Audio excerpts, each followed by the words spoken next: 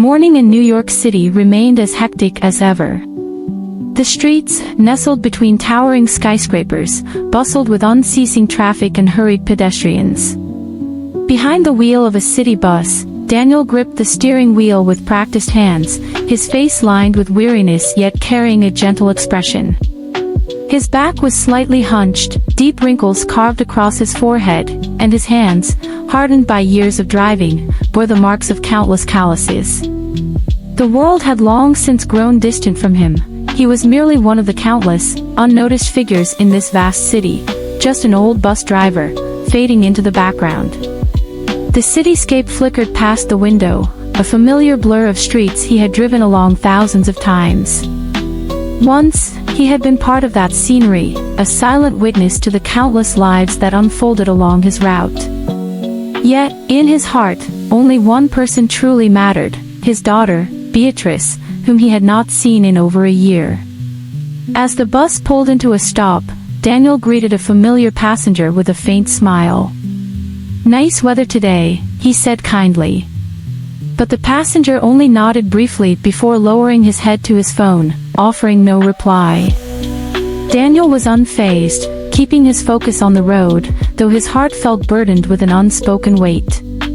During his break, he sat in a quiet corner of the transit company's rest area, flipping open his worn leather wallet. Inside, a faded photograph rested against the folds, an image of a little girl perched atop his shoulders, her smile bright and carefree.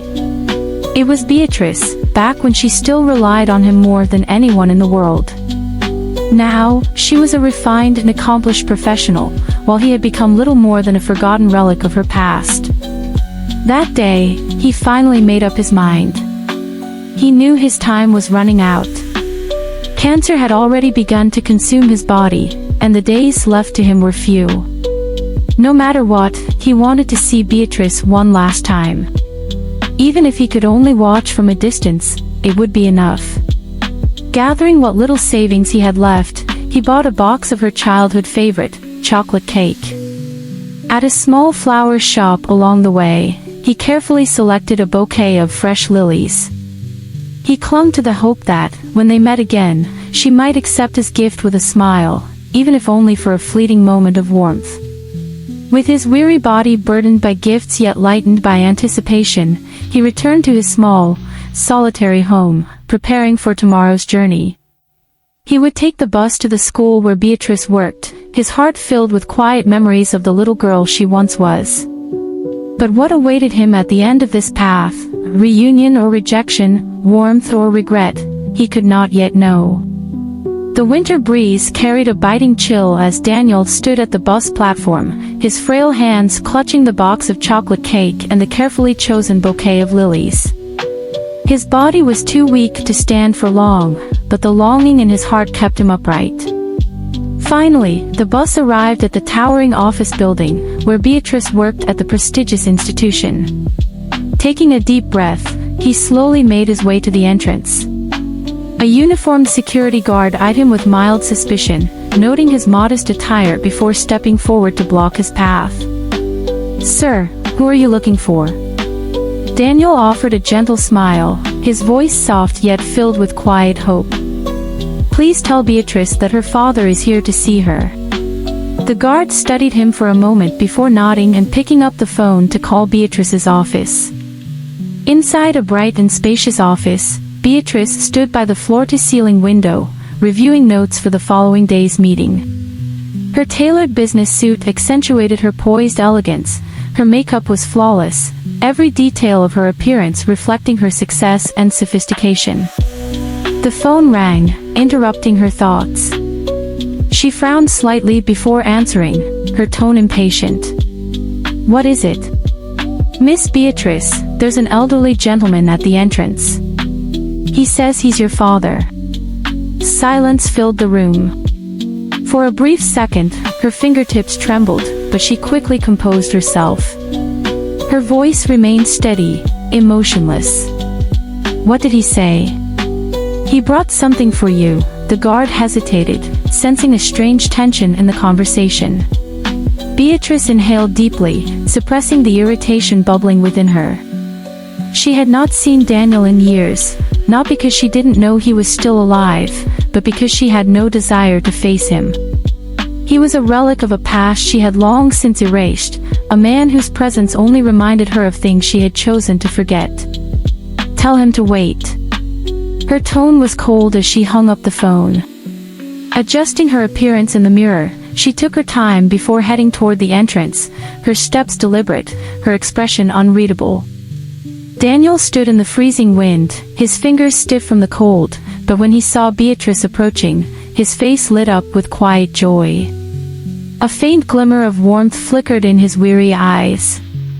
He straightened his posture as best as he could, trying not to appear as fragile as he felt. Beatrice, his voice quivered with emotion. But Beatrice's gaze was icy, indifferent, like a frozen lake untouched by warmth. Her eyes barely lingered on the cake and flowers in his hands before she spoke, her tone devoid of affection. "What are you doing here?" The smile on Daniel's face faltered. He had expected hesitation, maybe awkwardness, but not this. Not the complete absence of warmth in her voice. "I just wanted to see you," he said softly, extending the flowers and cake toward her. "I remember you used to love this cake as a child. Every year on your birthday, you'd always ask for it." Beatrice did not reach for the gift. Instead, after a long pause, she finally spoke. "Take it back. I can't bring something like this into my office." Her gaze never once met his eyes. She exhaled sharply, as if his presence alone was an inconvenience. "I'm busy. Don't come looking for me unannounced." Daniel's lips trembled as if he wanted to say something, but no words came. In that moment, he understood, he was a part of her past she no longer wanted to acknowledge. His existence embarrassed her. "All right," he murmured, bowing his head to conceal the sorrow in his eyes. Turning slowly, he trudged away, his steps heavy with exhaustion. The sky darkened as he sat on the bus home, still holding the untouched flowers and cake. The city lights blurred against the window, casting a hazy glow on his weathered face. His eyes, once filled with quiet hope, had turned dull and lifeless. He had finally seen Beatrice, but the reunion was colder than he had ever imagined. Glancing down at his trembling hands, he let out a quiet, bitter sigh. Perhaps he should never have come. Perhaps expecting anything from Beatrice had always been nothing more than a foolish dream. Night had fallen, and the cold wind swept through the city streets as the bus made its slow journey toward Daniel's small home. He sat by the window, his weary body sinking into the seat, eyes fixed on the neon lights flickering beyond the glass. Beatrice's face, frozen in indifference, replayed in his mind over and over again. He had imagined this reunion countless times. Perhaps she would be a little moved, perhaps she would whisper a soft, "Dad," just once. But reality was like a rusted blade, cutting away the last shreds of hope he had held on to. The bus pulled into its final stop. Daniel exhaled and forced himself to rise, his body sluggish with exhaustion. As he stepped off, his footing faltered for a moment, drawing the concern of a fellow driver. "Daniel, you okay?" He forced a smile, waving a dismissive hand. "I'm fine, just a little tired." Slowly, he made his way home, walking through the familiar alleyways with heavy steps, his grip on the cake and flowers loosening. His hands, once steady and strong, now trembled with fatigue. His palms, pale and drained of warmth, felt as empty as his heart. Daniel's home was a cramped, dimly lit rental, its cracked window panes barely holding back the winter chill. Inside, there was little more than a rickety bed and a few worn-out pieces of furniture. The air carried the faint scent of dust and time, as though the walls themselves had long grown accustomed to silence. With some effort, he slid the key into the lock, twisting the knob with a weary hand. The door creaked open, revealing the lonely space he called his own.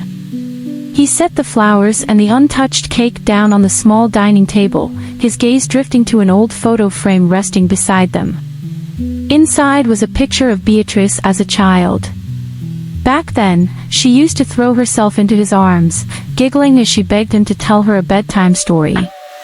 Back then, she would tug at his hand, leading him excitedly to the bakery to pick out her favorite cake. Now, those memories felt distant, veiled by a thick, impenetrable mist, too far to reach, too faded to grasp. Daniel sank onto the edge of his bed, his body heavy with exhaustion. Slowly, he reached for the drawer beside him and pulled out an old, yellowed notebook. He was going to write a letter that would never be sent.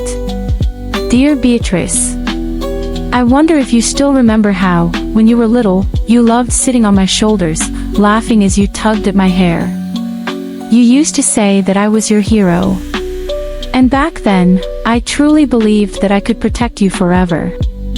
All these years, I know you've seen me as nothing more than a useless old man, someone who couldn't give you a wealthy life, someone who couldn't provide you with the finest things like your classmates had. But I want you to know, I tried my best. Did you know? The day you got accepted into university, I was so happy that I couldn't sleep all night. At that moment, I felt that no hardship, no struggle in my life had been in vain. I have never been a smart man, nor am I good with words. You don't want to see me, and I don't blame you.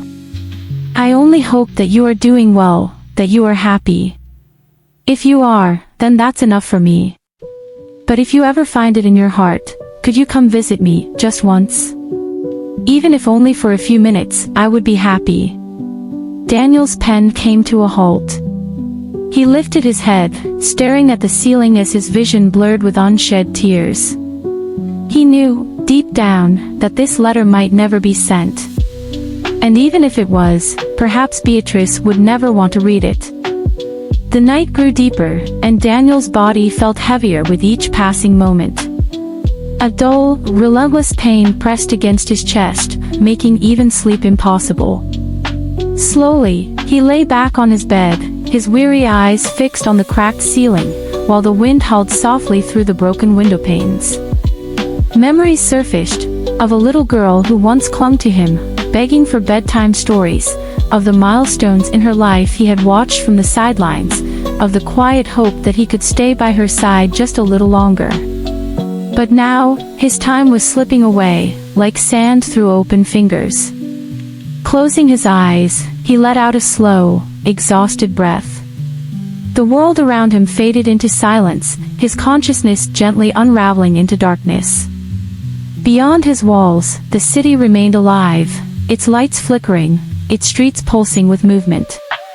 But for Daniel, the world had finally gone still.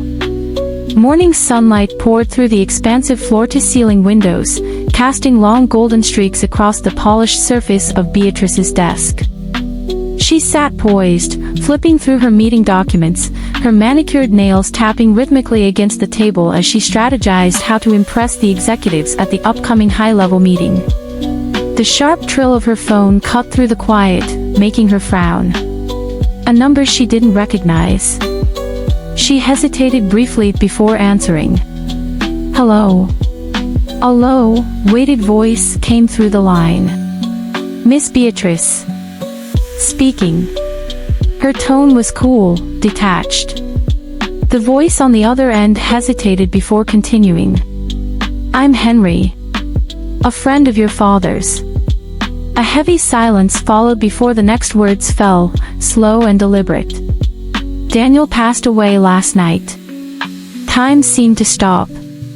Beatrice's fingertips instinctively tightened around the edge of the document in her hands. What? Her voice, usually composed, wavered slightly. He died alone. No one knew until this morning, when his co-workers at the bus company noticed he hadn't shown up and went to check on him. Henry let out a quiet sigh. He left a letter. It's for you. I think you should come and see it. Beatrice didn't respond immediately. Images flashed through her mind, their cold, brief encounter of the day before, the way he had stood there, holding that cake and those flowers, his shoulders heavy with quiet hope. And then, the way he had turned and walked away, disappearing into the winter air. Now, less than a day later, he was gone. Something slammed against her chest, a forceful, unseen weight that made her breath hitch. But she pushed it down, quickly, forcefully, until nothing showed. Her voice, when she finally spoke, was steady. Cold. "I'll be there." And with that, she ended the call. She stood at the doorstep of Daniel's small home, a strange, unnameable weight settling in her chest. Everything was just as she remembered, cramped, worn, unbearably cold. It was a world so starkly different from her own, a sharp contrast to the polished, gleaming life she had built for herself. Henry stood by the entrance, silent as he handed her the letter. Without a word, he stepped aside, allowing her to enter. Inside, the room remained as sparse and disordered as ever. The unopened box of chocolate cake still sat on the table, now spoiled and inedible. Wilted lilies lay scattered on the floor, their petals brittle with decay. The bed was neatly made, the blanket carefully folded, yet its owner would never return to use it again. She turned slowly, taking in the barren space that had been his world. The walls seemed to press in on her, suffocating in their quiet simplicity. Her heart clenched, twisting under a weight she had not expected. With trembling fingers, she unfolded the letter. The handwriting was familiar yet distant, each line carving deep into her soul like the edge of a blade. And then, she reached the final words. "If you ever find it in your heart, could you come visit me, just once? Even if only for a few minutes, I would be happy." Her breath hitched. The letter shook in her hands as the first tear fell, then another, until she was trembling uncontrollably. She pressed a hand over her mouth, but the sobs broke through, raw and relentless. Drops of grief fell onto the paper, smudging the ink, as if her sorrow could reach the words too late. "He was waiting for me all along," she whispered, her voice hollow with anguish. Henry watched her quietly, his gaze unreadable. After a long pause, he finally spoke, his tone neither accusing nor sympathetic, just simple truth. "He never blamed you. He only wanted to see you." Beatrice squeezed her eyes shut, but the tears would not stop. Her fingers tightened around the fragile letter, nails digging into her palm, as a crushing, inescapable guilt settled deep within her heart. Some mistakes, she realized, could never be undone. On the day of the funeral, the sky was heavy with thick, gray clouds. No sunlight broke through, as if even the heavens were mourning the passing of a lonely old man. The gathering was sparse. Aside from Henry and a few co-workers from the bus company, there were no other family members. No loved ones to bid him farewell. Beatrice stood before the gravestone, staring at the name etched into the cold, unfeeling stone. Her fingertips brushed over the letters, tracing them slowly. Something lodged in her throat. She wanted to speak, to say something, anything, but no words came. Fragments of the past flickered through her mind. A little girl, laughing atop her father's shoulders, believing he was the strongest man in the world. A teenager, embarrassed by her father's humble profession, gradually pulling away from him. A grown woman, erasing him entirely from her life, because he had nothing to offer the polished world she had built for herself. She had thought she was escaping poverty. But now, she understood, she had not been fleeing from hardship. She had been running from the one person who had loved her unconditionally. And now, it was too late. Her knees gave way as she sank before the gravestone. With trembling hands, she reached forward and gently placed a bouquet of lilies at its base. A broken sob tore from her throat. Tears spilled freely, cascading down her face, falling onto the cold stone, onto the words of the letter she could never answer, the final plea she had ignored.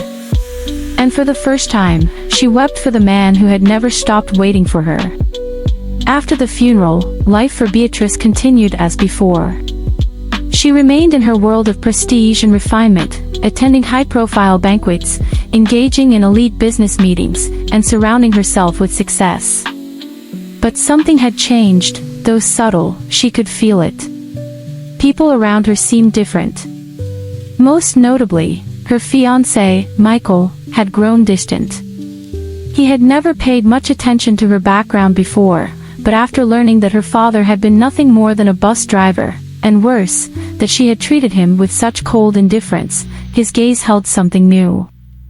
A quiet, unspoken contempt. One evening, after a lavish gala, he finally confronted her. "You couldn't even acknowledge your own father." His voice was sharp, laced with quiet disgust. Beatrice frowned, her patience thinning. "I don't want to talk about this." Michael let out a slow sigh, shaking his head. A smirk flickered across his lips, but it was not one of amusement. It was bitter, almost pitying. "Tell me, Beatrice, if one day I were to lose my status, my success, would you abandon me just as easily?" The word struck like a dagger, sharp and unrelenting. Beatrice froze. For the first time in her life, she had no response. Michael didn't wait for an answer. With a final glance, he turned and walked away. From that moment on, the distance between them only grew, an unspoken divide widening with each passing day. Not long after, cracks began to appear in her professional life as well. Her boss, Mrs. Collins, no longer looked at her with the same admiration. Instead, there was something else in her gaze now, something quieter, heavier. A disappointment that was never spoken aloud, yet impossible to ignore. Then, one afternoon, in the break room, Beatrice overheard her colleagues whispering. "Did you hear? Her father had cancer, and she still refused to see him. Imagine being that heartless." The words, hushed yet sharp, sliced through the air like a blade. Beatrice stiffened. She wanted to step forward, to shut them down, to defend herself, but what could she say? They weren't wrong. The murmurs lingered in her mind, following her through the corridors, echoing in the silence of her office, in the spaces where she once felt untouchable. For the first time in her career, Beatrice felt something foreign creeping into her world. She felt cornered. And worst of all, she felt seen.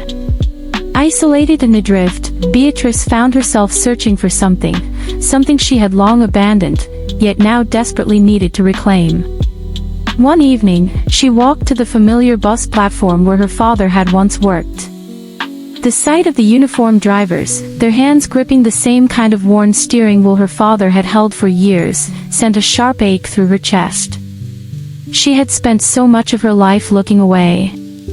But now, no matter where she turned, she could not escape the weight of what she had done.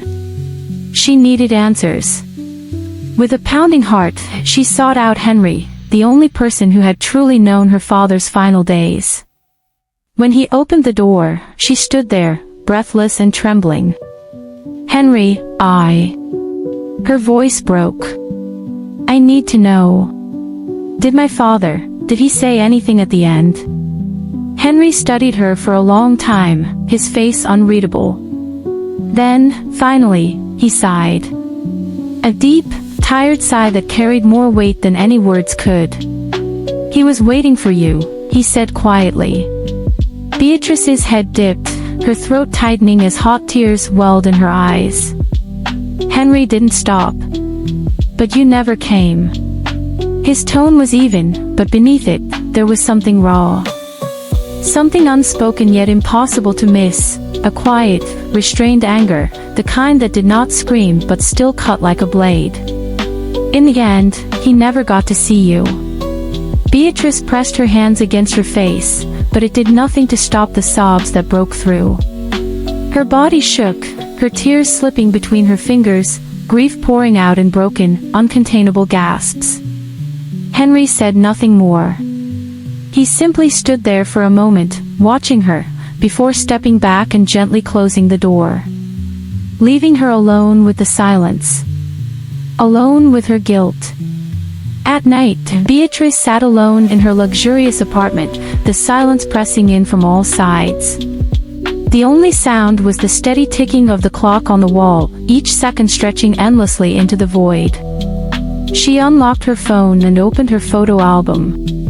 Rows upon rows of carefully curated images stared back at her, each one polished, each one immaculate, each one a testament to the dazzling life she had built. But now, for the first time, all she saw was emptiness. Her finger hesitated before switching to her call history. A hollow feeling settled in her chest as she scrolled down, searching. And then she saw it. A full year had passed since she had last called Daniel. A year. A year in which he had waited for a call that never came. A year in which he had still thought of her, still longed for her, still saved his last words for her.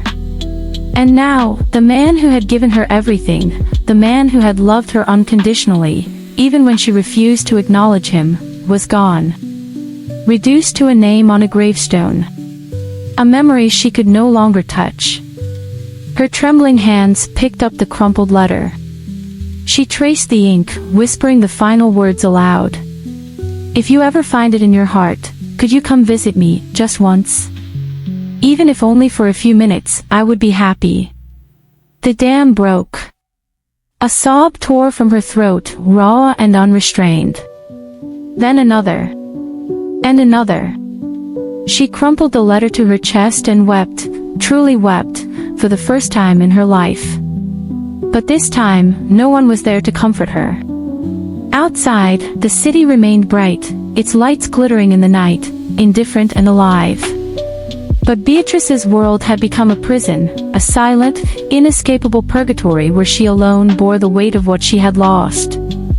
And she knew, with a crushing certainty, that no matter how far she ran, no matter how much time passed, she would never escape it, the life imprisonment.